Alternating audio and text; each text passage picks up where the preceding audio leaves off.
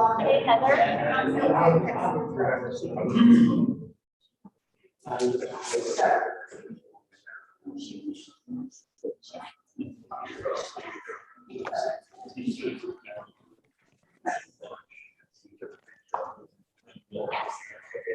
you hear me okay?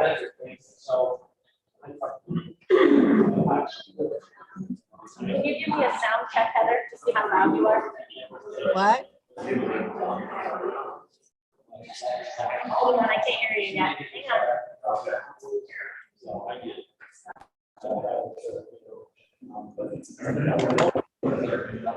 Now I hear you, but you're not on the right one. Hold on a second.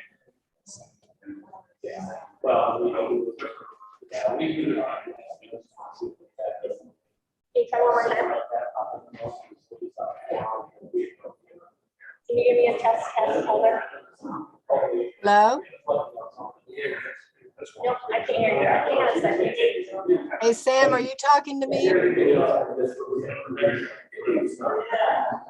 Hi. Hi. I can't hear you yet. So Oh, you can't hear I'm me? trying to test it. You can't hear me?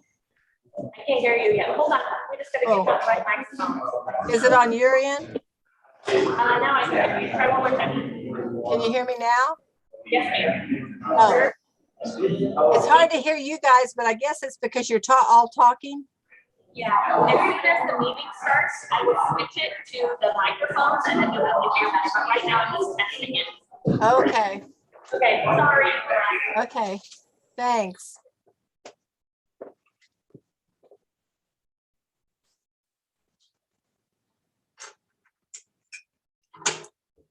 You guys doing virtual? No, they're there. I'm just not there because of my sore throat. I didn't want to contaminate them. See, there's my chair. There's my chair. That's what I am normally. Oh. Oh.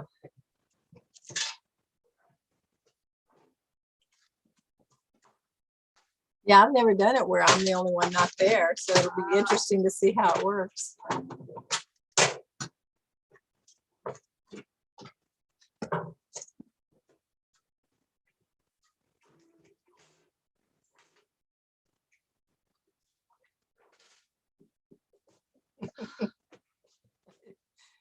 They can see your head moving. Oh. They're like, what's she doing? Yeah, what's that weird person doing?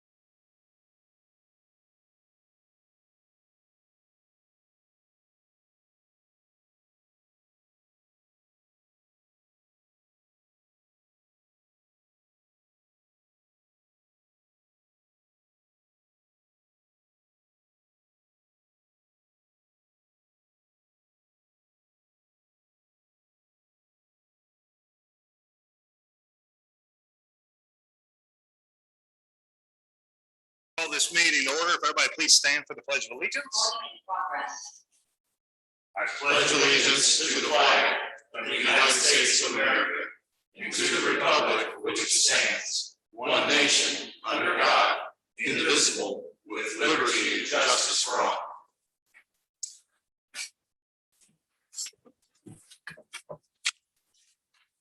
Okay, may I get a roll call, please?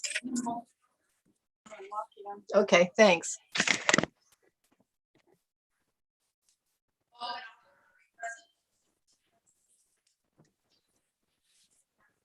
Okay. I can't hear.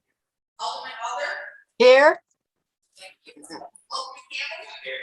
Alderman Flores. Here. Alderman Galloway. Here. Alderman Gardner. Here. Alderman Postis. Here. We have 6 aldermen present. We have 4. All right. Has everybody had an opportunity to review the minutes? And if so, is there a motion to approve and or any amendments that need to be made?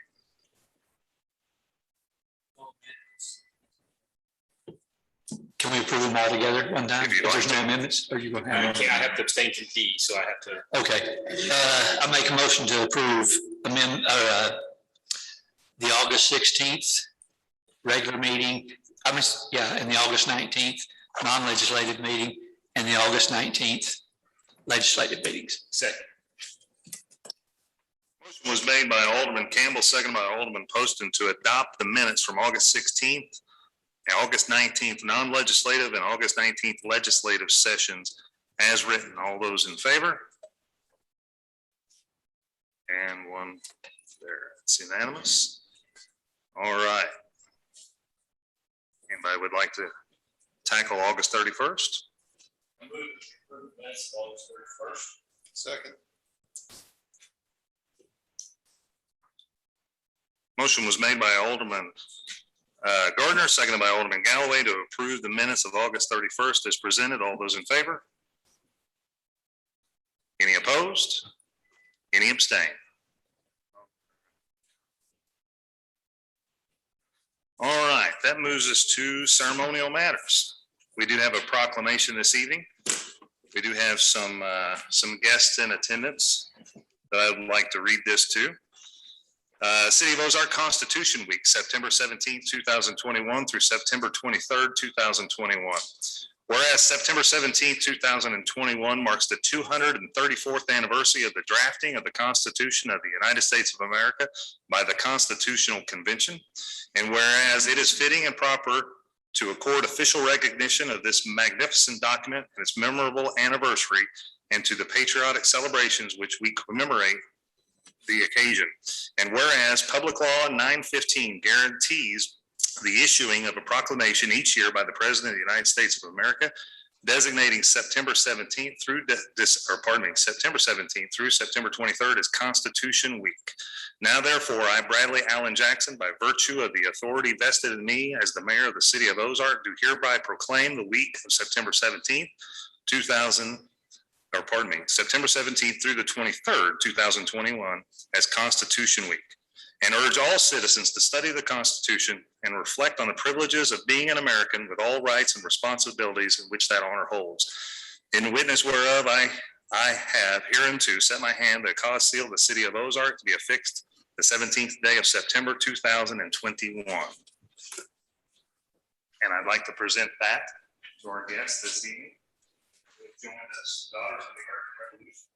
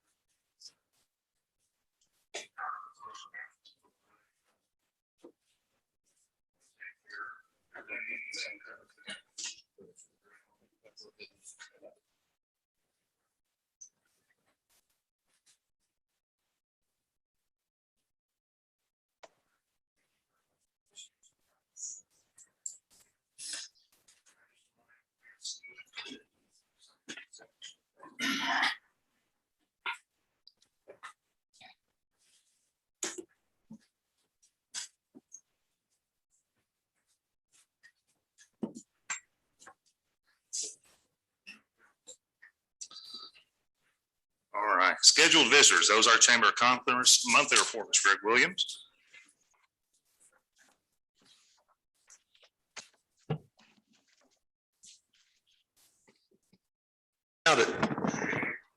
Mr. Mayor, members of the board, I'm Greg Williams, Ozark Chamber. It's good to be with you again this evening. Thank you for your time. I'll be brief. As a 28-year practitioner of economic and industrial development, I never thought much about Christmas parades until I accepted this position and came to the realization very quickly since mid-August, a couple of weeks ago, we had our first planning session for the 2021 Christmas parade and just realize in some conversations with Steve and the verbiage in our annual contract for services with the city of Ozark, that's a premier event that we are responsible for pulling off, and the level of work, planning, man hours that go into that one event has impressed me, and is quite amazing, the amount of time and effort. We're glad to do it. But it's something that I think many, or if not most people in the community think is an event that just happens. And we're learning otherwise. We're doing a lot of things at the Ozark Chamber these days and have some plans for 2022 to do more and to really up our game and enhance our offerings to those who refer to themselves as members of the organization, as dues paying member investors of the organization. And frankly, we're going to up that game. The leadership class, Leadership Ozark Class 6 was set today. And that program kicks off monthly sessions over the course of 8 months, kicks off on October 1st. We have a class of 11, had 7 applications submitted on the deadline day for application submittals. I was getting a little nervous, but I think it's going to be an exciting and a rewarding opportunity for personal growth and development of those 11 business and community leaders. Our salute to community is scheduled for October 14. Planning is already underway. That's October 14, 6 p.m. at First Baptist Church over on Jackson. We have had 2 solid planning sessions that involve the chamber, the city, the school district, as well as the public schools. And we may have involvement from OTC, Richwood Valley campus. We're waiting to hear back from Dr. Davis relative to their involvement. Our monthly business luncheons, as we know, is Good Afternoon Ozark.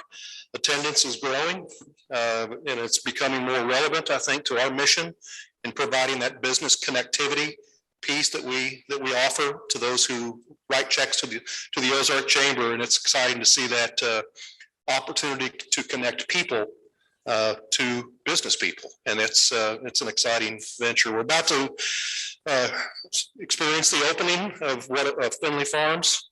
If many of you may have had the opportunity to experience the preview of the restaurant last week, and all I could tell my friends and associates was that was quite special.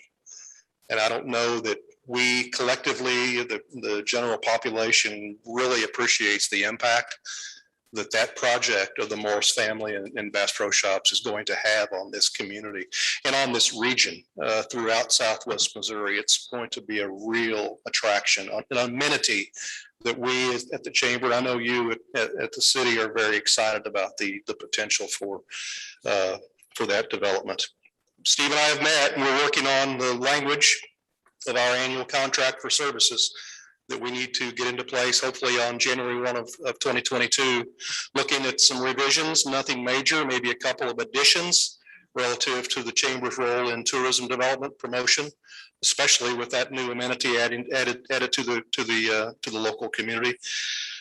We're gearing up for a much more visible and aggressive public affairs and advocacy initiative that we can and want to lead with an allied partner like the city of Ozark, and especially on behalf of our member business and professional organizations. And you'll see much more information regarding that advocacy piece, that public affairs piece in the weeks to come. I think you've probably noticed that we're starting to see some branding enhancements of our organization, and more so the community. in our what are people saying about Ozark marketing pieces that I think we have 4 business and professional men and women who have participated in that program. Our social media presence is high, it's strong, and we're building additional marketing initiatives that I think will just bring some visibility and recognition to this local community and its business opportunities. We've had a great relationship over the years. Obviously, I've been at the chamber a little over 4 months and knew very early on that the relationship that we have with the city and with you individually has been strong. And I'm looking very much forward to enhanced relationships, closer relationships, and see you as a true allied partner of the Ozark Chamber of Commerce. And thank you for that very much.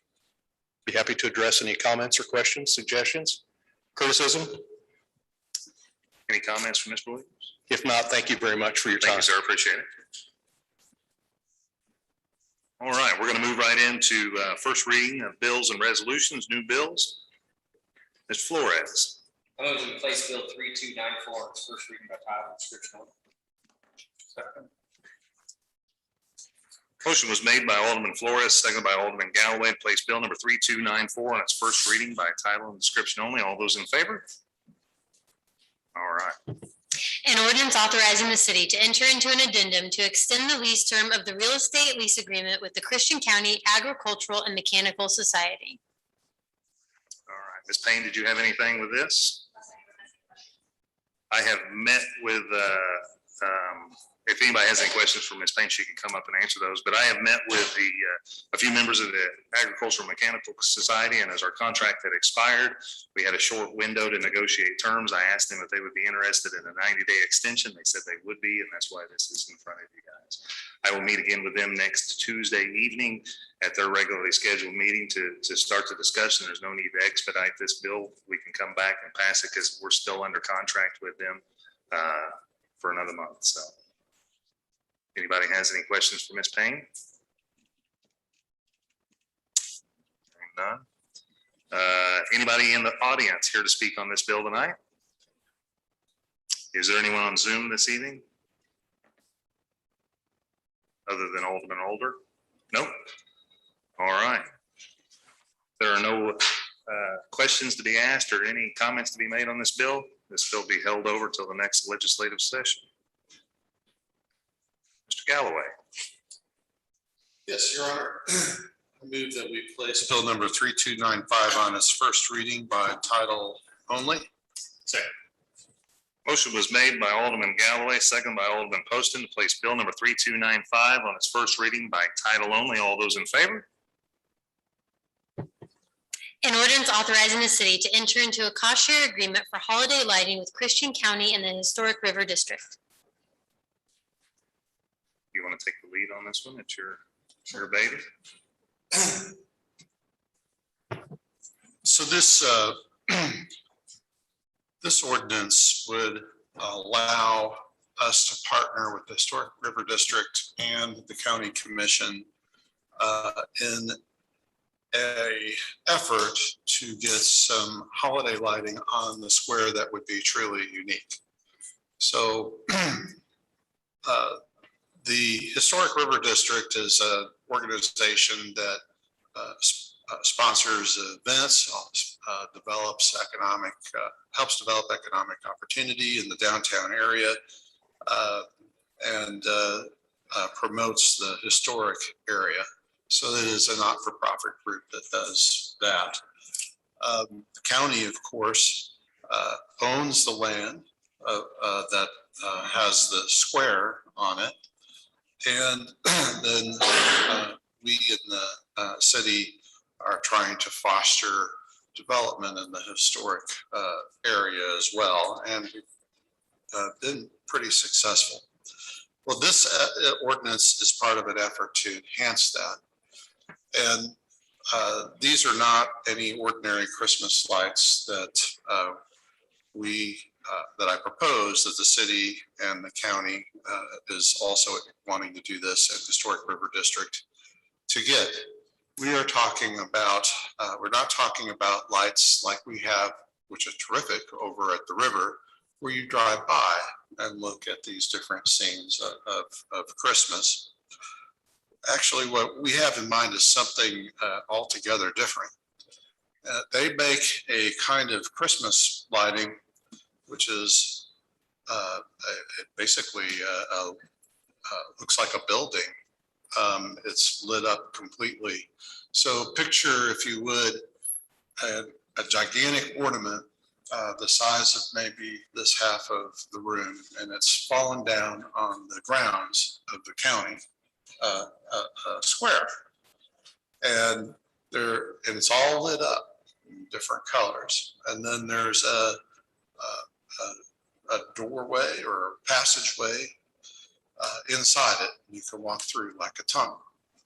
So the idea is to have three structures like this. It doesn't have to be an ornament. It could be a Christmas cabin.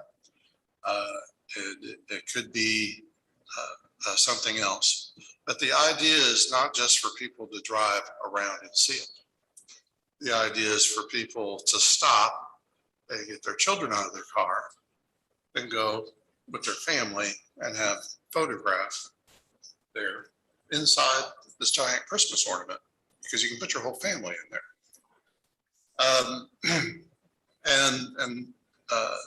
That's different because we think that will be a draw just to have something that large, that dynamic here on the square.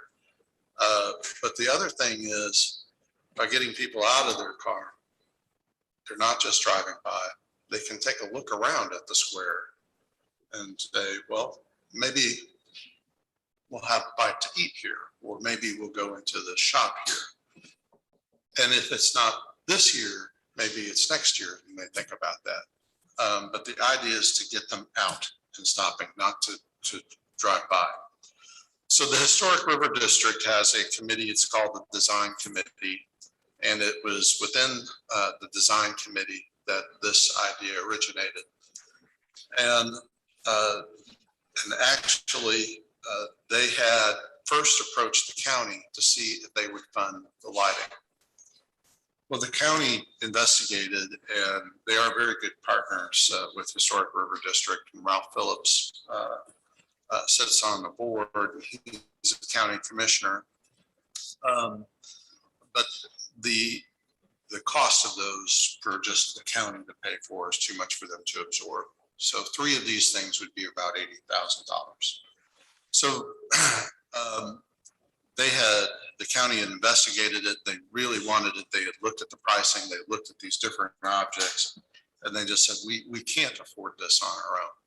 So Mr. Phillips has this theory that, you can make money grow and accomplish things if you combine efforts.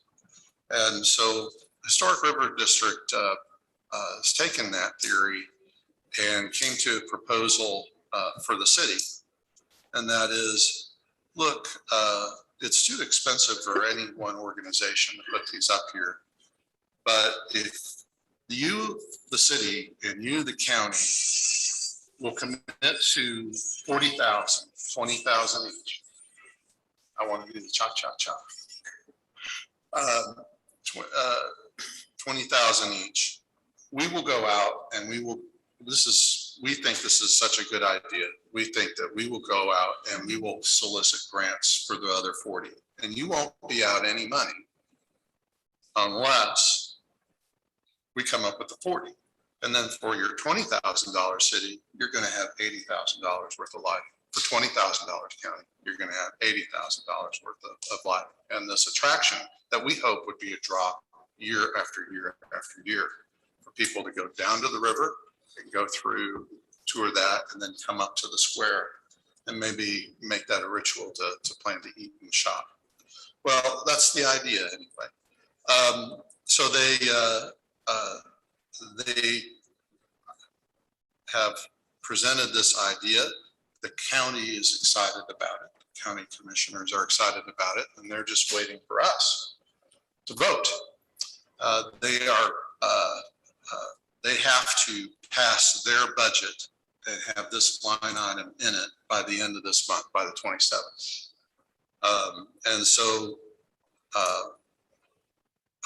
our city attorney, to facilitate this, Amanda, got ahead of the game and she drafted an intergovernmental agreement that takes care of this. So the Historic River District didn't have to do all itself. And the county has that now. And they're just waiting for us to appropriate and commit. And it's this commitment. If Historic River District raises 40,000 next year, that we and the county, as long as we both agree to do it, will kick in the other 40, and that will get us the lights.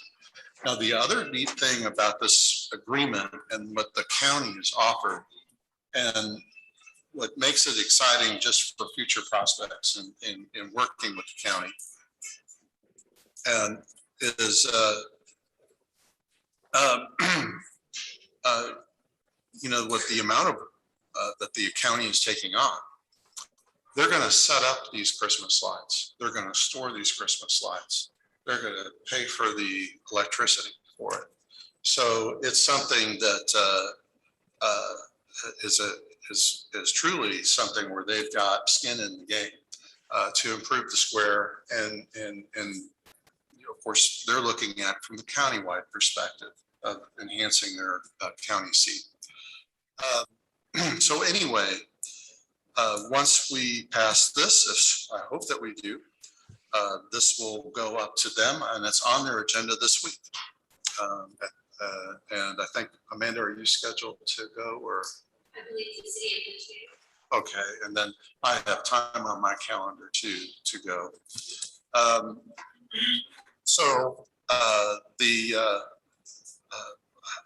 meant to say that they're waiting for us, but I think what's as important for this agreement is the precedent that we are setting with this level of county involvement. Okay, so you think about a Christmas lighting display and how we were able to combine forces with a not-for-profit, and hopefully we will come up with $80,000 worth of lights. Mr. Phillips' theory of combining, aggregating your funds and making them get more. This is the first, I mean, this isn't the first time it's been in action, but I wonder if it's not the first time it's been in action this way, where we're asking for a not-for-profit to go out and hustle some funds itself. And I think that there are other projects, if we can come off with this in the future, where you could really get some other things going for the city. It's an exciting time, and the city and the county officials, from the staff through the elected officials, have really worked together to get on the same page and push for things that benefit the historic center of the county and the historic center of Ozark.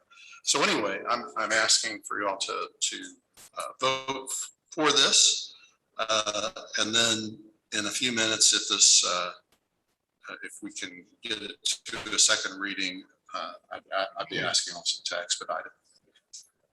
Okay. All right, is there any staff comments to go along with this? Back to board comments. This will be the 2022 budget.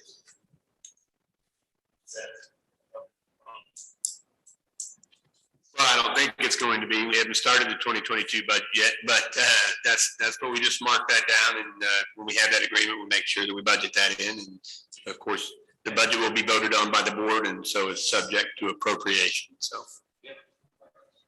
All right. Is there anyone in the audience that would like to speak on behalf of this bill? Still no one on Zoom? Okay. I move that we place bill number 3295 on its second reading by title only. Second. Motion was made by Alderman Galloway, seconded by Alderman Poston to place bill number 3295 on its second reading by title only. All those in favor?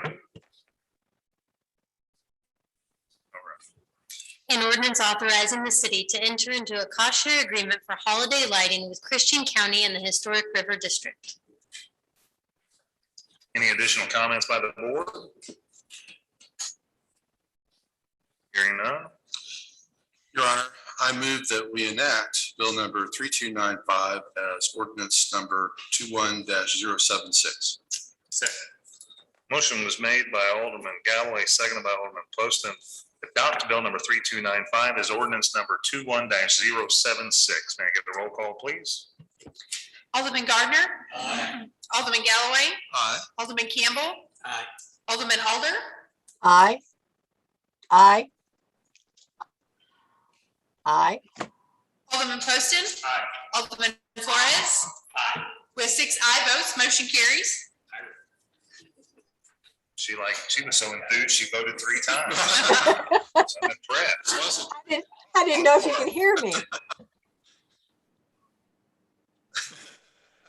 It's always a challenge when we have someone online with us, but we're making it work. We're glad she's Okay. here. All right, we got Mr. Gardner. All right, I move that we put bill 3296 on its first reading by title only. Second. Motion was made by Alderman Gardner, seconded by Alderman Poston to place bill number 3296 on its first reading by title and description only. All those in favor? An ordinance authorizing the city to enter into a contract for certain construction inspection services with Crawford, Murphy, and Tilly Incorporated. Mr. Childers. Mr. Mayor, this is actually pertains to Chadwick Fly Trail that many of you have heard about.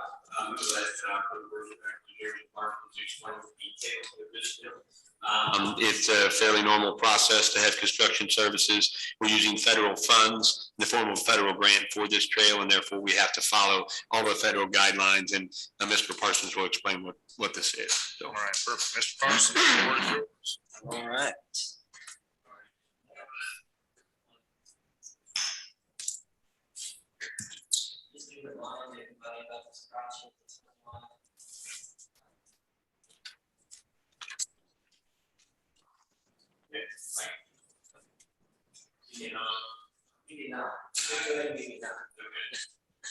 All right, so Chadwick Flyer, phase 1.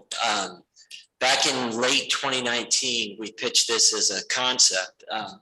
And we took this to the OTO board. This is another TAP grant. You all just saw 3 contracts come before you for other TAP grants. This one's a little unique. This one is larger than any TAP grant we've gotten in the past.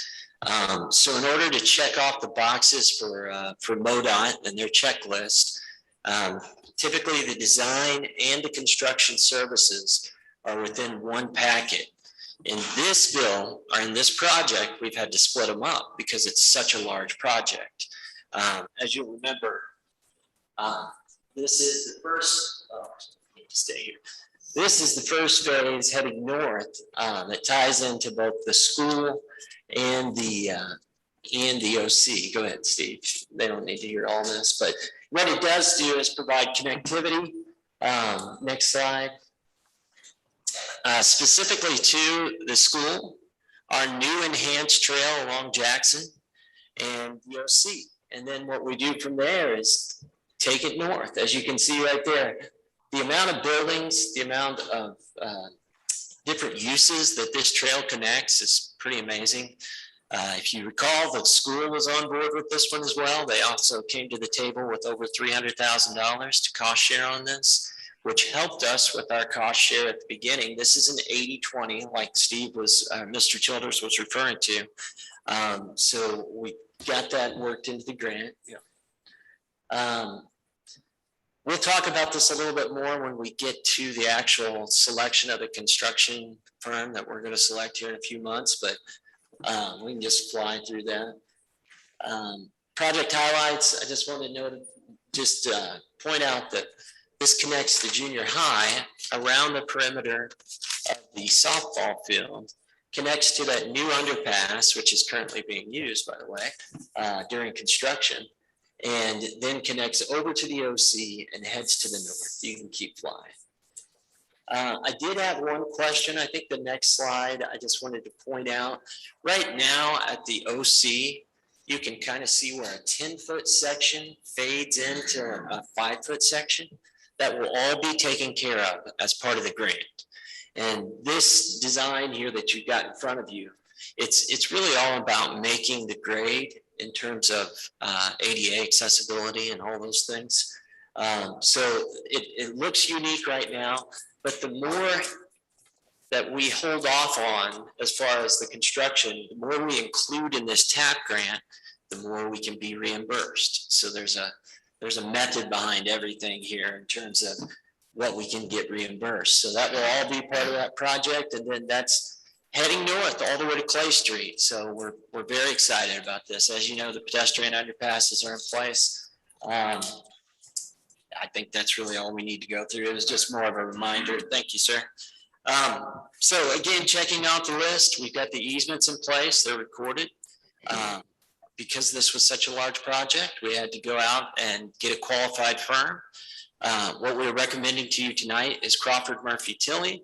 They actually did the design of this trail and helped us with the grant process a little bit as well.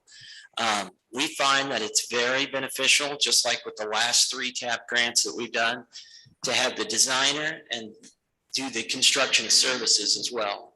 Nobody knows the construction aspect better than the people that actually drew that and put it together. So we did that with the last 3 with Cochran. This one was done by CMT. They're thoroughly qualified. We went through the vetting process. And what we're asking you to do tonight is approve essentially the construction management aspect of this and the construction inspection portion of this. And I do want to point out that, you know, this construction inspection, it is a significant cost, but in order to follow the specific guidelines outlined in MoDOT's EPG section, which is their checklist that we referred to earlier, we have to have this construction inspected. And that's just checks and balances on MoDOT's behalf, making sure that we're spending the money appropriately. So that's what we're doing tonight, is trying to get the go-ahead to move forward with that construction inspection. A lot of other details, but we can talk about them another time. I just wanted to kind of remind you of the project, let you know that it's moving forward. We hope to advertise this on the 24th. We would ask that you expedite this tonight in order to gain back a couple weeks and get these funds federally obligated from the Federal Highway Commission. That would gain us back a couple weeks. That would put us on for an October 12th letting. And then this thing would be noticed to proceed as early as the middle of November. So this one's a little faster than the last 3, but we had less easements to deal with. And it was one big project. Last time we went after 3 projects. It kind of makes it a little more difficult. Regardless, this is an amazing project that's super exciting for the city of Ozark. And you're already seeing the benefits of it just with what we've done along Jackson and the underpasses. This is what I'm calling the gateway to the north. This is where we start heading towards Springfield Lake and tie into all the Ozark greenways. It's very exciting stuff. So any questions regarding construction services? Mr. Campbell. And this gets us to the Ozark High School, correct? This connects from the junior high. I don't know if you can pull that up again. And then their internal pedestrian walkways get to the high school. Okay. So that's why we highlighted that portion. High school, junior high, the new innovation center, the career center. I mean, I gotta be honest, I'm a little jealous of Ozark schools. I mean, this is like a campus. This is like a college campus connected with these trails. So. There's one of them. So I just wanted to show all those connections, which on the upper portion of the slide is the high school. Oops, I don't know what happened. No, you're right. But yes, it connects their campuses, and as well as the new innovation center, as well as the OC. So that's why this project was so appealing to us. I'm excited to see the next phase that gets us over to the west side of 65. Absolutely. And remember, you all just approved that a few weeks ago. Samantha brought that before you, and we are actually studying that portion right now to identify the best location to cross 65. So there's multiple irons in the fire here. And I always tell people, for a government project, this sure is moving fast. So. Any additional questions from the board? Hold on a second. I gotta check, see if anybody in the audience would like to. Is there anyone in the audience that would like to speak on this bill? No one on Zoom? All right, Mr. Gardner, you can have the floor again. Bill 3296 on the second reading. Motion was made by Alderman Gardner, seconded by Alderman Poston to place bill number 3296 on its second reading by title and description only. All those in favor? An ordinance authorizing the city to enter into a contract for certain construction inspection services with Crawford, Murphy, and Tilly Incorporated. All right, any additional board comments? Mr. Gardner? All right, I move that we adopt Bill 3296 as ordinance 21-077. Motion was made by Alderman Gardner, seconded by Alderman Poston to adopt bill number 3296 as ordinance number 21-077. May I get a roll call vote, please? Alderman Flores. Aye. Alderman Campbell. Aye. Alderman Gardner. Aye. Alderman Poston. Aye. Alderman Galloway. Aye. Alderman Alder. Aye. Thank you. We have 6 aye votes. Motion carries. Mr. Galloway? Yes, Your Honor, I move that we place bill number 3297 on its first reading by title only. Second. Motion was made by Alderman Galloway, seconded by Alderman Campbell to place bill number 3297 on its first reading by title and description only. All those in favor? An ordinance transferring the Ozark Municipal Court to the Associate Division of Christian County Circuit Court, setting the effective date therefore, authorizing the city to enter into an intergovernmental agreement with Christian County Circuit Court and the Christian County Commission, and amending the municipal code of the city of Ozark, Missouri regarding municipal court. Mr. Childers? Mayor, this bill does several different things, and I'm going to give just a brief summary on the overview of this bill and then turn it over to our city attorney so she can explain and walk you through the pieces of the bill. I think that's very important, considering the magnitude of what this bill will do. The city of Ozark currently operates its own municipal court, and it has done that for several years. But in the last few years, there has been legislation passed in Jefferson City that has really changed the manner in which municipal courts are allowed to function. Those changes have definitely affected municipal courts across the state, large, medium, and small municipal courts.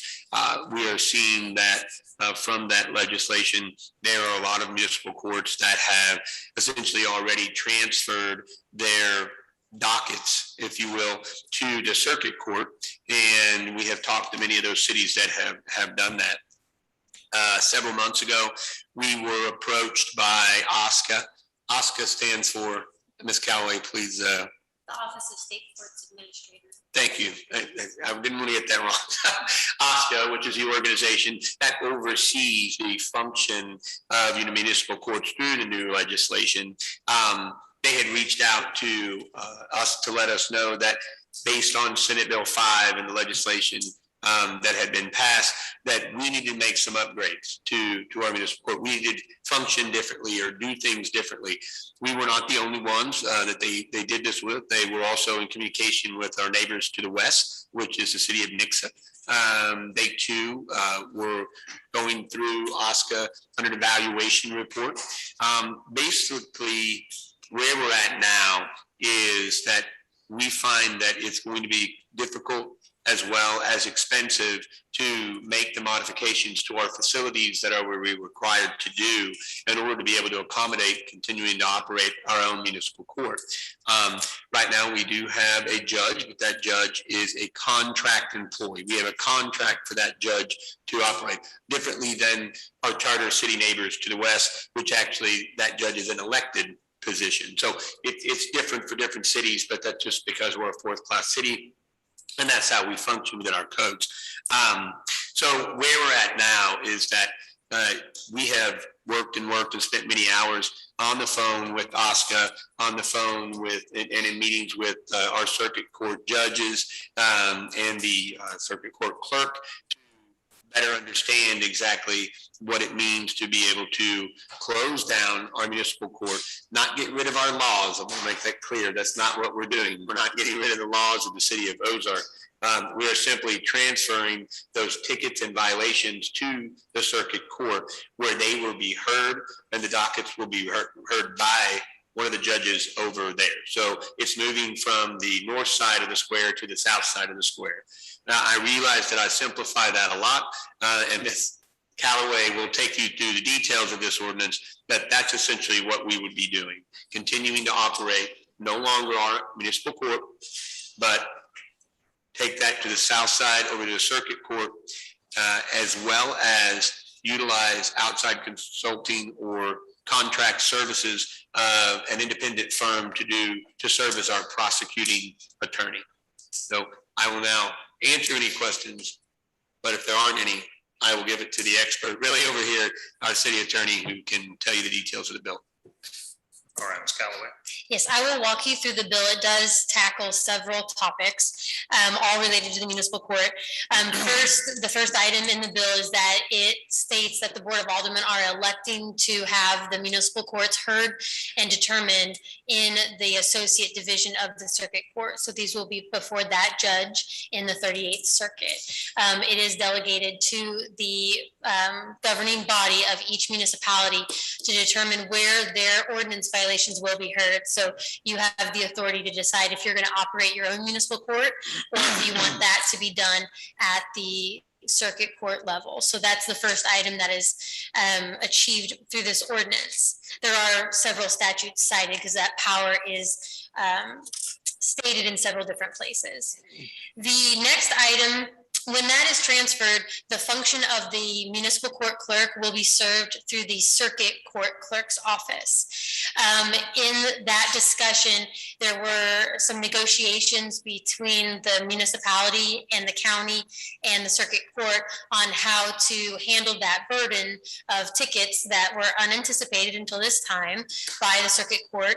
And it was negotiated that an intergovernmental agreement would be drafted and proposed that the city of Ozark would fund a portion of that court clerk position. It is right now structured to not exceed a certain amount, but that amount was determined by roughly half of what it would cost for that salaried position, including benefits, but that's not identified in the ordinance in case that changes, because it is a structured agreement between the county and the circuit court determining on how that hiring will be done and who will supervise. The city is just committing those funds and stating that the city is not the employer for the purposes of this agreement, but we are in providing the funding for that position, at least for the 3-year term, with each term being renewed annually based on appropriations. That agreement also states and reiterates that you're electing to transfer the hearing and determination of your tickets to the circuit court. The ordinance also serves to provide notice. The state statute says that you must provide notice to the presiding judge of the circuit court that you are transferring your court. That triggers a mechanism in the state statute by which they have to take it over within 6 months of that date. This is establishing that notice. The circuit court has agreed to potentially take those cases on earlier, though, based upon the city's needs and present condition of our municipal court. The agreement also proposes to amend the city code. As the city administrator identified, you have a city code chapter that says how your municipal court will operate. Much of that had to be amended to address that there will no longer be a municipal court judge that is hired and overseen by the city administrator as a contract employee. Those amendments happen in the code to reflect that it'll be an associate circuit judge or whoever the presiding judge delegates that to.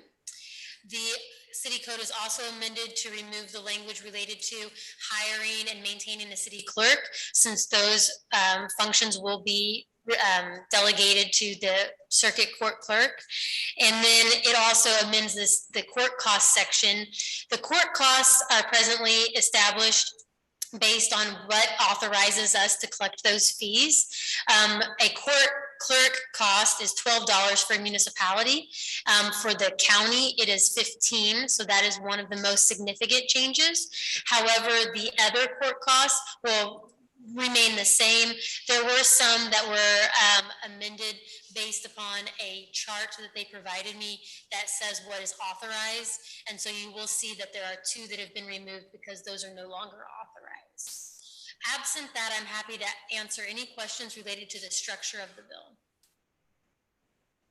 Mr. Gardner.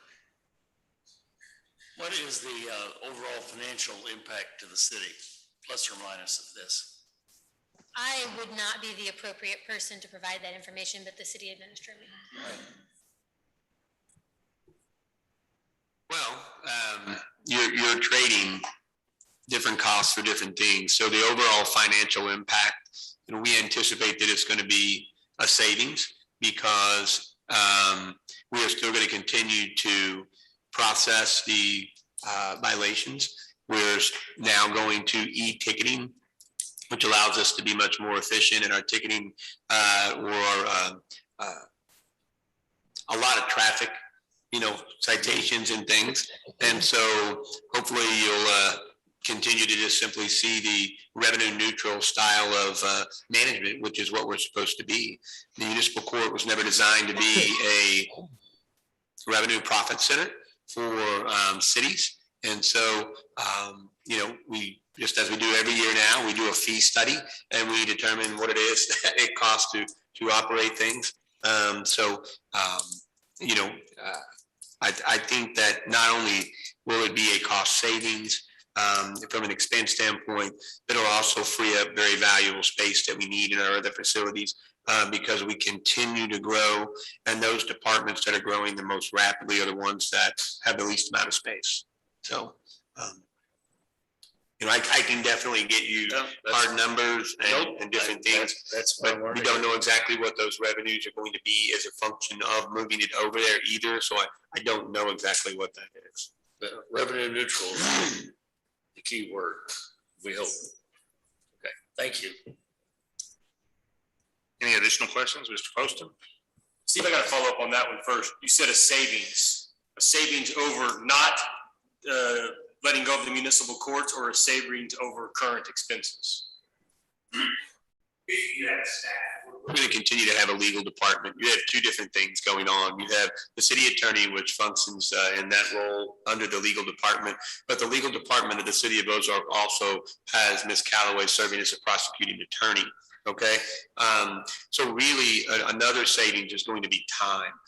As we continue to grow and continue to have an economic development moving and land development moving at the pace that it is, it's one of those challenges where we have conversations a lot about, look, we have to continue to grow the legal department just as we would any city.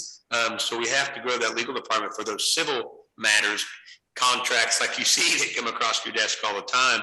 But it would be more efficient to be able to have a third-party contractor to serve in the role as prosecutor because it's a part-time role, but at the same time, it's taking a great amount of time of Ms. Galloway's to do that. So when I talk about savings, it's no longer having a judge, no longer having a bailiff, no longer employing your own municipal court clerk. You are still going to have a legal department and a city attorney and paralegals. So again, when I look at that, I know I have to grow the legal department, but at the same time, I need to shrink that function of the prosecuting attorney's role as it functions as an employee or a sub-department of the city. If I can do that from outside, then I'm going to balance that much more based on the needs that we have as an organization. And I think that focus needs to be on the legal department rather than the prosecuting side. I'd like to know some of those numbers a little bit better. I'm trying to find it right now, but I believe one of the whereases in here was that there was going to be substantial cost savings. It feels like we ought to quantify that if we're going to say that it's going to happen. Well, I think I can tell you one of the cost savings is that the improvements that you would have to make to the current municipal court facility would be well over hundreds of thousands of dollars. And I don't know exactly what that number is because we haven't gone out for bid for that. We just know during the drawings, our space needs analysis, I guess what you would say, and what OSCA had told us that we needed to do in separating the court better from our legal department. And the problem was that the city simply doesn't have the facilities to be able to separate those things. So we are now working to try to find a way to move our departments around. So I think a significant cost savings is going to be what we don't have to do to improve the municipal court facilities. Okay, I get that, and I appreciate that. So I mean, when I guess when I say I would like to know some of these costs, with regard to the court clerks, having a contract prosecutor versus a contract judge, these types of things, we're still going to be paying for these services. They're not giving them to us for free. And so I would like to understand these, again, because that was one of our reasons for doing this. We don't have to give up our courts. We're choosing to let them go. And if one of the arguments is cost, then I think we should know what that number is. I have another question, I think for you, Ms. Calloway, maybe I can know for one of you. If we do this and we don't like this, what's it going to take to bring our courts back? I am not sure how to answer your question, but my best guess would be, since the state legislature has delegated the authority to the governing body to make the determination where their ordinance violations are heard and determined, the governing body at that time could vote on a similar ordinance to create a municipal court and have a judge and a clerk and a facility to hold a court. So we could get back to where we are. We just have to start from scratch. You would think. I mean, you believe that that's possible? I would assume that since the law allows you to elect where it's heard, you could do that. However, I had not prepared for that question, so I'm not 100% sure. Okay. And then my last question, I guess, is sort of about efficiency. I would assume that the judges that are currently with the circuit court are all full-time busy, correct? I'm not familiar with their docket caseload, but I do know that the docket that's proposed for this or these ordinance violations from the city of Ozark is proposed to be held twice a month, beginning at 9 a.m. on the second and the fourth Monday. So they have carved out 2 opportunities a month for your ordinance violations to be heard in front of their associate circuit judge. So to answer your question, they found adequate time. Does compare that for me to what we have now. How many days a week do you have in court right now? Sorry, how many days a month are you having? Court is presently held approximately 4 times a month in the current structure. So it would be half that amount, I guess. And are those dedicated? Were we sharing those days, or those dedicated days? Those are dedicated days, but that was largely based upon our staffing. We have a very limited court clerk staff. We have limited facility space. The courtroom limits the number of people we can hold. So the number of dockets and how we structured that was based upon what we could manage. And so our dockets were capped at about 100 people per docket. The dockets at the Christian County Court, I understand, will be capped at about 200. So I think it will be a wash in terms of how many dockets versus how many cases can be set. I think it would be equal. So you think, although it's going to be 2 weeks or 4 times a week to 2 times a week, you could think over the course of a month that the circuit court could adjudicate as many cases as we can in municipal court right now? I believe it's 4 times a month versus 2 times a month, not a week, but I believe, based on my understanding, is that the docket will begin at 9 a.m. I do not know what time it will conclude. From my experience, sometimes dockets can be about 4 hours, so that may be a longer period of time. And by setting the threshold right now on the number of citations that can be issued for a specific court date in our new software can be capped manually by the police department. So the police department can say they want 200 citations issued for each court date, but then you will also have reappearances scheduled. So I'm anticipating anything beginning from 200 to 250 cases set per docket, which is a large caseload, but I would anticipate that to be equal to what you would see in municipal court over those 4 dockets. Okay. How does this doesn't seem like a very efficient way to do this, but is the number of judges at the circuit courts controlled by state law, correct? I believe the number of judges is controlled by the Supreme Court of Missouri. Okay. And no new judges have been added because of SB 5, even with all these small municipalities moving to circuit courts. Has any judges been added to our circuit court. I am not familiar whether Senate Bill 5 it had any correlation to the adding of any judges across the state. I do not know whether the most recent addition to our judicial panel in the 38th Circuit was in any relation to that. I know they have 4 judges. Okay. That's all I have now. Thank you. All right. Any additional questions regarding this bill from the board? Mr. Campbell? Notice on Exhibit A, the 1, 2, 3, the fourth whereas mentions tonight's date.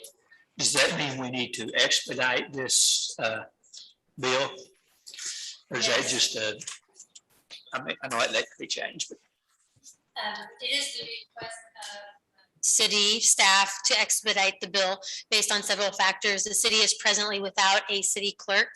That means that there is no mechanism for the city to process any filings, cases, payments. We have reached out and worked with OSCA with help to move some of that along. But right now, our court is really at a gridlock, which is unfortunate for all of the citizens and defendants who want to see their cases progress. And through the agreement of the Christian County Court, they are willing to begin working on this as soon as November 1st, which would be beneficial to the citizens that are in the court system. Okay. Mr. Galloway, Oh, sorry. do you have a comment? No. No comments? Okay. Mr. Poston? So yes, I wasn't expecting this to be expedited tonight. That makes sense. I don't think it's any surprise that I've got issues with this. I'm sensitive to the money. You know, I've lobbied pretty hard for larger cash reserves for the city. I think I'm the only alderman in my entire time that's ever voted against a spending bill. So yeah, I think I could say I'm pretty sensitive to the money of it, and I understand that space is an issue. But we should not let go of our courts. We simply shouldn't do it. You know, Mr. Williams standing up here earlier tonight, I was just thinking about this, talking about the Christmas parade. That is a really big deal around here, this Christmas parade. And we're a city where our largest, most important attraction is about to be a mill on a farm on a tiny little river. We are a small town through and through. And we have watched over the last decade as the state legislature tries to do battle with St. Louis and Kansas City, and we get caught up in the fallout of it.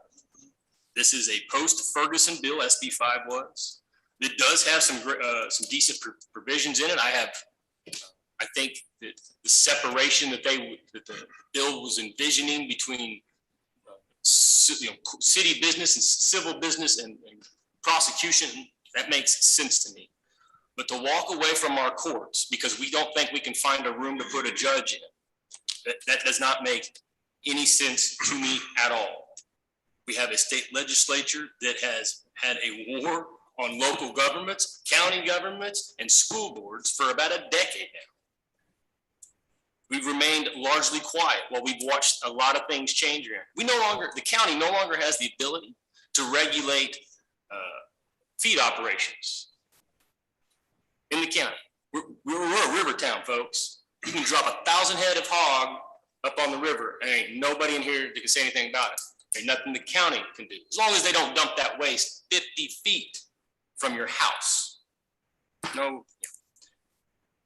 it's been unprecedented. We are now going to have a conversation here shortly about whether or not our police department can continue its involvement with the DEA. We're now going to have police officers at risk from legal action if we continue to participate in some programs now. I think to give up our courts in the name of an overzealous state house, I'm not there, and I'll definitely be a no on this bill tonight. All right. Any other comments from the board? Anybody in the audience here to speak on this topic? There's no one on Zoom but Ms. Alder. All right. Mr. Galloway. Your Honor, I move that we place bill number 3297 on a second reading by title only. Second.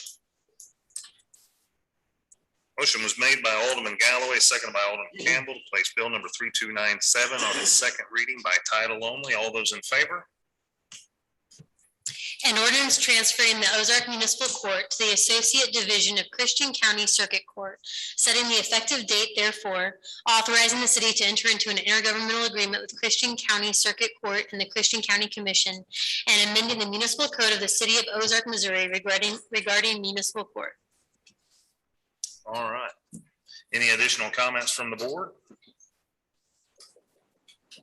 Additional comments? Go right ahead. You're on. Just very briefly, I know that we've all talked about this in our business meetings, and I don't have comments to add about that. I'm also aware, though, that members of the public can view this on YouTube. There could be reported on, and I wanted to develop just a couple of ideas that had not been touched on yet, mainly for their benefit, because I know you all have heard it before. The idea of we can't let our courts go. It's an interesting idea if you think about that. It's an idea of control. We, the city government, the elected representatives, the executive branch can't let our courts go. We must control them. And really that is why the Missouri Supreme Court was the one that's pushing this. It's their bureaucracy. OSCA is their bureaucracy. And it's their standards that they're wanting us to uphold. And our city courts operate just the same as any others. It's that's operated by small municipalities. Just not a lot of money and resources for it. And that means that you double up on duties, such as you have your city attorney's paralegal also function as the city clerk, just because you can't afford to have your own city clerk. I meant the county or court clerk, just because you can't afford another separate position. But that's what the Missouri Supreme Court was talking about. They're saying, look, this really isn't your core function to follow. It's the Missouri Supreme Court's function to make sure that everybody follows our standards. That is a court. And we are reasserting control over that. And it does come out of, the timing does flow from Ferguson, but these standards of having a judiciary separate from your executive are found within the United States Constitution and the Missouri Constitution. And all that the Missouri Supreme Court is doing here is saying, we really want these standards followed. We really must have separation, and it's going to cost you money. You're going to have a separate court system and you're going to have to pay for it, and you're not going to make money off this. This is not a profit center for you. And so that's where the Supreme Court is. And I guess my point is that for members of the public listening, it's because when you have such limited resources and you had to combine roles, it's why of staff to where members of the executive were also performing judicial functions, where there wasn't really a strong structure of separating judiciary from all other functions, which is part of I think the American way of life and American understanding of how things should function, that they took action. And what they are saying is, look, cities, we just don't want you to be in control. We really don't. We don't want you to be in control of the courts. We want this Missouri Supreme Court, we want to be in control. And that means we want our standards followed, and it's going to cost you quite a bit of money to do that. And we understand that, but we are in control here. And I think that's where this comes from. I don't view this as a battle against the state legislature or the battle against the Supreme Court or anything like that. It's just that they're just saying, look, we have these standards. You guys got to live up to them, and it's going to cost you money. And the way I view it talking about control is, well, what's important for us is we enforce our laws. It's important for us that we have a part-time prosecutor that's going to court and holding people to account or attempting to hold people to account.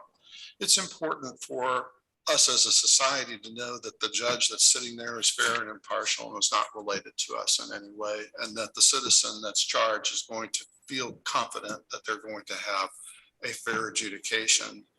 And we don't lose that control. That's the control we were always supposed to have. And that's the control that we're retaining. We were never supposed to have anything else. And then the other thing that I picked up on with Steve is what he was saying is, yes, there are cost savings down in terms of what we don't have to manage and who we don't have to pay. And yes, we will be able to delay acquiring buildings for my burgeoning staff on my other functions here as a city, which is to have buildings that are safe, that have zoning that makes sense, and that sort of thing. And I'm going to be able to, we're going to be able to save thousands, tens of thousands, if not more than that, in just delaying having to capital acquisition. He is also saying, though, look, I want my city attorney on her core mission, you know, and I want my city attorney helping me manage the growth, helping me manage our core functions. And that's my major point here. We're not letting go of a core function. We're not. We are letting go of something that is a core function of the Missouri Supreme Court. And that's going to allow us to do our other functions much better. So that's what I wanted to say, and thank you. All right. Any additional comments? I believe this bill is, oh, okay, snuck in there on me. Yeah, I did. Turn my head for just a second. I just want to say, I'm definitely not an expert on this, but based on what I've heard, and I think Alderman Poston and Alderman Galloway both make good points, but I'm leaning in favor of handing it over to the county, to put it simply. Okay. All right. Any others? Ms. Alder, did you have anything? Nothing? Okay. That being said, I entertain a motion. Your Honor, I move that we enact bill number 3297 as ordinance number 21-078. 7. 078, yes. 078. All right. Motion was made by Alderman Galloway, seconded by Alderman Gardner to adopt bill number 3297 as ordinance number 21-078. May I get a roll call vote, please? Yes, Alderman Poston? Yes. Alderman Flores? Aye. Alderman Alder? Aye. Alderman Gardner? Aye. Alderman Campbell? Aye. Alderman Galloway? Aye. We have 5 aye votes, 1 nay vote, motion carries. All right, ladies and gentlemen, bill number 3298 actually pertains to me, so I'll be recusing myself and turning the floor over to the Mayor Pro Tem, Mr. Flores. So I'll let you have the floor, sir. I'll be filling in for Mayor Jackson. I'm also the one sponsoring the bill. So I will make a motion to place Bill 3298 on its first reading by title and description only. Okay, a motion made by myself, and seconded by Alderman Poston. Can I get a roll call? I mean, not a roll call vote. All those in favor? All right, Mr. Childers, please. I will read the bill if you'll push my button. An ordinance declaring the necessity of condemning property in fee generally located at 202 East Brick Street within the city limits of Ozark, Missouri for public improvements. Mr. Childers. Sure, because I know there's some people out here that are like, what's going on? So, listen, when you do work in your city, especially in your central business district in the downtown, there are opportunities and there are necessities, and those necessities can often be easements and right-of-ways. We have the opportunity during our capital improvement project in the downtown to be able to expand the location of our sidewalk. So what we were needing to do was to acquire an additional sidewalk easement to be able to expand the curb line of where the road is now so that we could create additional parking in the downtown. It just so happens that the property that's in question to be able to do this is owned by the mayor and his wife. And so certainly just in full transparency, it's not as if we have not followed every step of the process and gone to the appraisal and all of that, and certainly have discussed this with the property owners in the manner in which we are supposed to, but that has led us to this point. So in order to move forward with making a downtown improvement even better, we're needing to acquire a certain amount of property, which we are referring to, which is a sidewalk easement. But for, again, purposes of full transparency, I definitely want to hand this over to Ms. Callaway, because I know it may seem to some like, well, why in the world would we need to condemn this property? But there's a very good reason for doing that. Ms. Callaway, would you explain that, please? Yes, the conflict of interest statutes prohibit what municipalities can pay to elected officials such as the mayor. Generally, it's limited based on them performing their official duties, and then there are other caps that are involved too. Unfortunately for this situation, we would need to condemn the property because there's an exception in state law that a municipality can pay an elected official if it's pursuant to an eminent domain action. So that means if the municipality wants to pursue an eminent domain or condemning the property, a vote would have to be made, and then we can pay to the elected official the fair market value, because that exception protects both the municipality and the elected official, so they're not in conflict with the conflict of interest statutes. The next step of this process is that you issue a 60-day letter, and then we can negotiate with the property owner for the fair market value of the property. Board comments?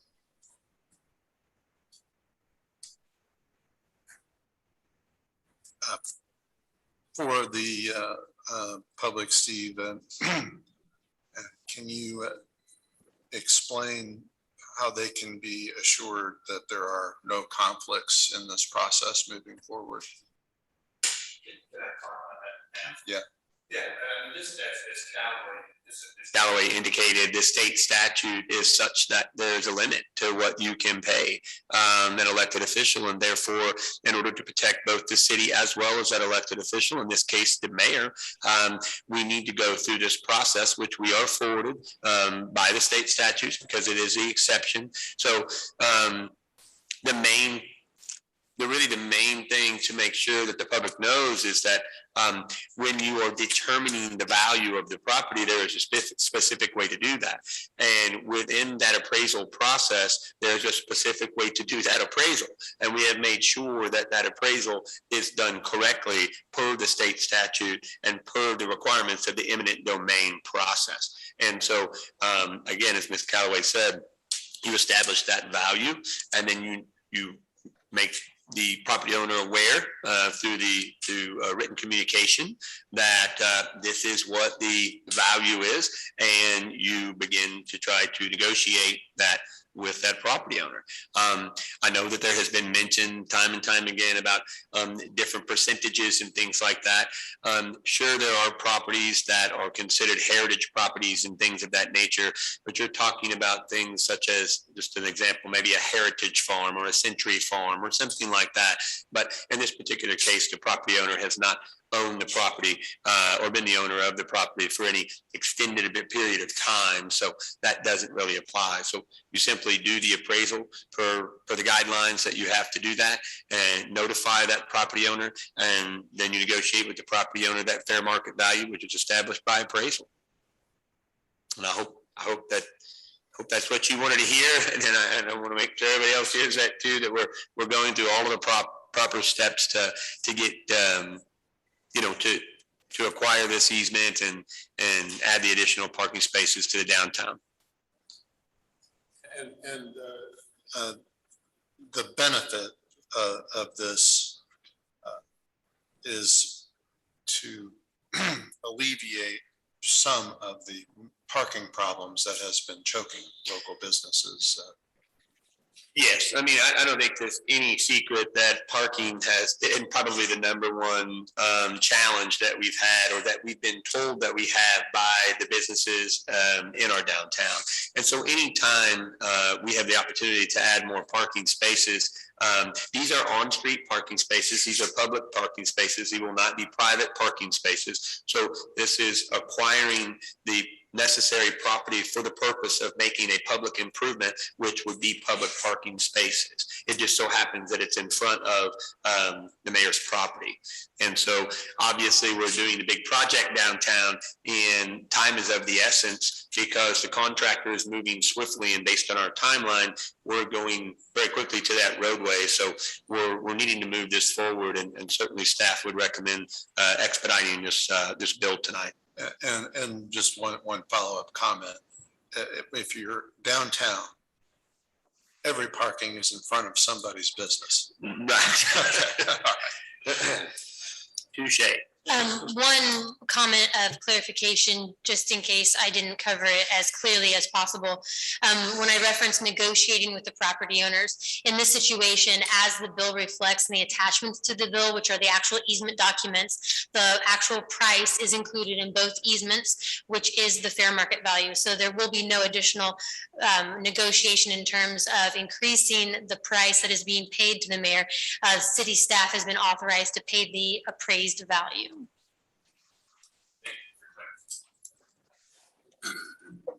Any other board comments? I'll open it up to the public for comment. If there's anybody who'd like to speak on this. Seeing none, is there anyone on Zoom that would like to speak to this? Okay. I need to close that down and then just make a motion. Okay. I move that we place Bill 329 on second reading by title and description only. Second. Motion made by myself, Alderman Flores, seconded by Alderman Galloway to place Bill 3298 on its second reading by title and description only. All those in favor?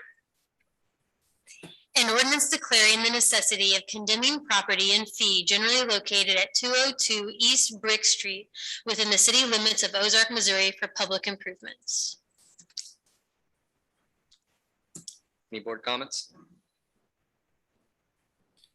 All right, I make a motion that we adopt Bill 3298 as ordinance 21-079. Second. Motion made by Alderman Flores, seconded by Alderman Galloway to adopt Bill 3298 as ordinance 21-079. Can I get a roll call vote, please? Flores, Aye. Alderman Poston. Aye. Alderman Campbell. Aye. Alderman Galloway. Aye. Alderman Gardner. Aye. Alderman Alder. Aye. We have 6 aye votes, motion carries.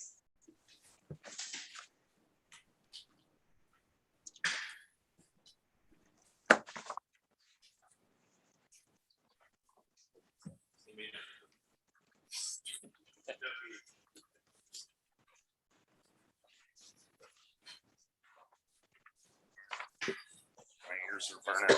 Somebody's been talking about it. All right. Let's get back to it.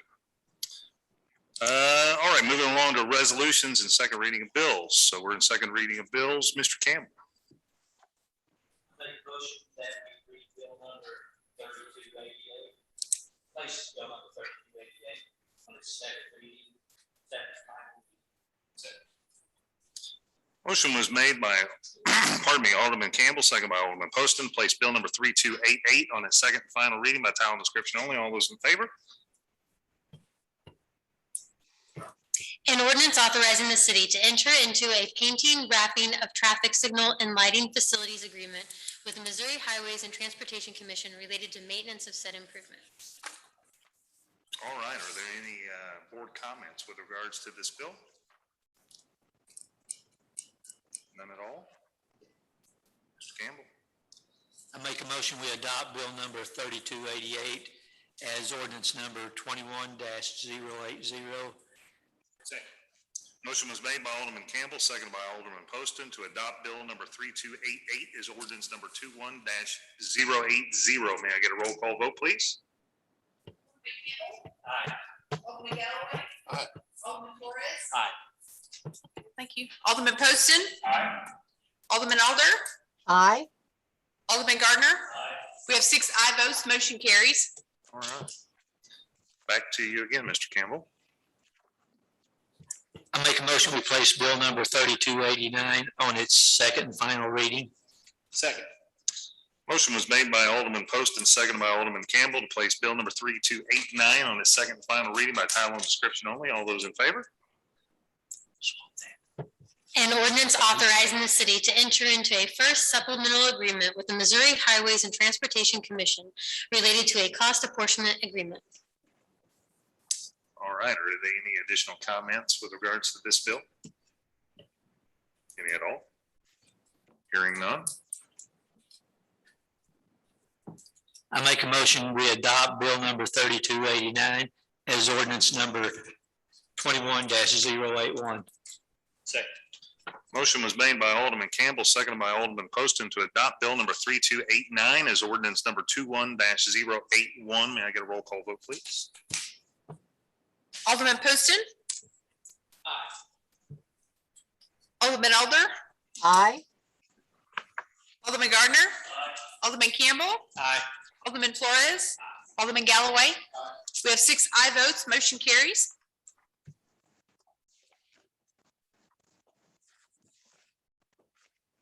Reminders, our next non-legislative work session will be on September 16th. That's Thursday from 8:30 to 10:30. And do want to remind you that one of the items that I believe Mr. Williams brought up tonight was a salute to the community. And that salute to the community will be scheduled for October 16th. So I just put that on your calendar. That will be right now the school, the city, the county, and the chamber.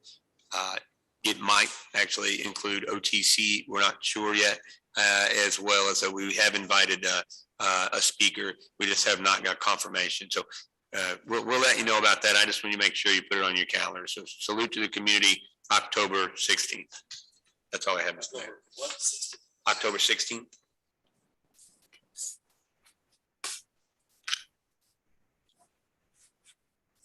I think it's Saturday the 16th. Is that right? Yes, sir. Yeah, October 16th.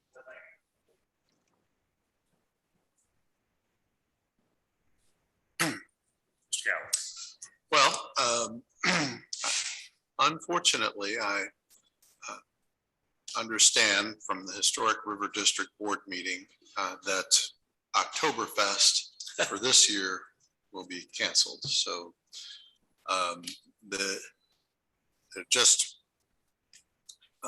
with the construction that's happening downtown and some security issues with an alternate site that had been considered, they decided that they really needed to hold off until next year. But it wasn't for any delay, I think, in construction. Construction's been moving at a clip, but it just isn't the timing just isn't gonna work out. Let's do that. Anybody else? Yeah. Either Mr. Childers or Mrs. Keller, or Chief, I would like an update on how the new state law regarding police officers enforcing federal gun laws is going to affect us, and whether we need to withdraw from the DEA program and things like that. I guess we're at a point where we need to discuss that now. So I would like a briefing on that. definitely put that on.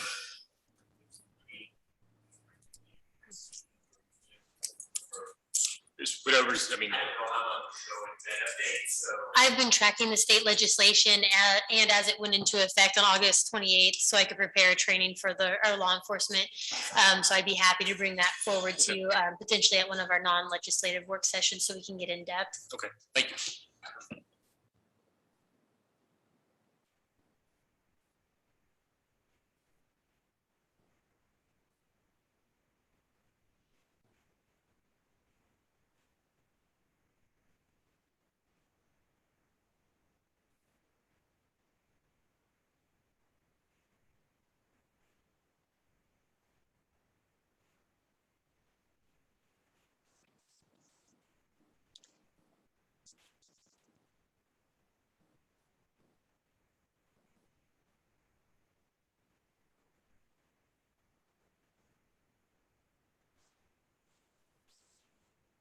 I can't hear Brad at all.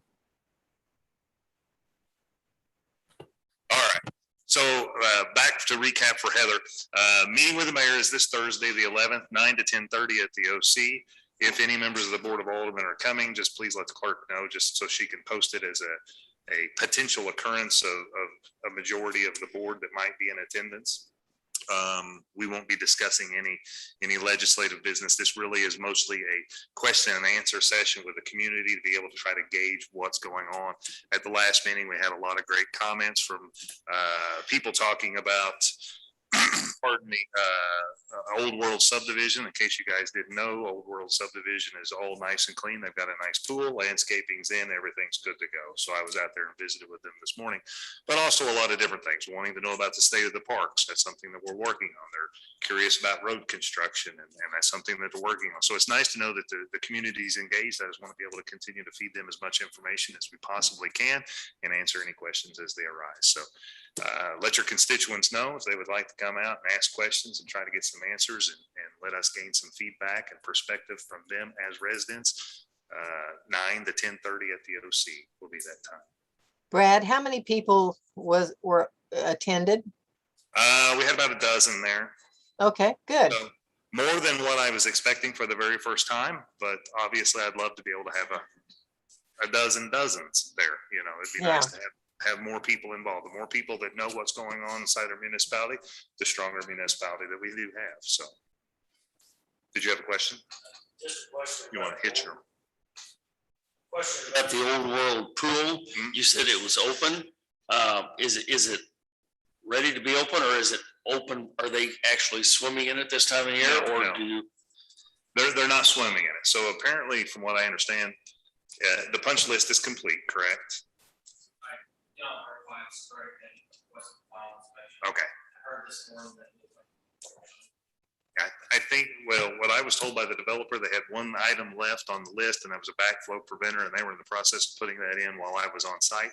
So I'd assume, but for all intents and purposes, it is complete. I talked to the code enforcement officer this morning. They said that was the last thing. So Okay. they had probably 50 people in the last week working on that project. So yeah, it's I don't think they had any concerns. They had not requested a CFO, but so they can get the CFO, you know. So yeah.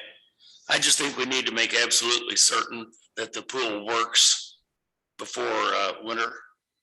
Yeah. Because it has taken way too long. And so getting a CFO is one thing, but I don't know what we can do to make sure everything works, but that we've satisfied that requirement. Yep.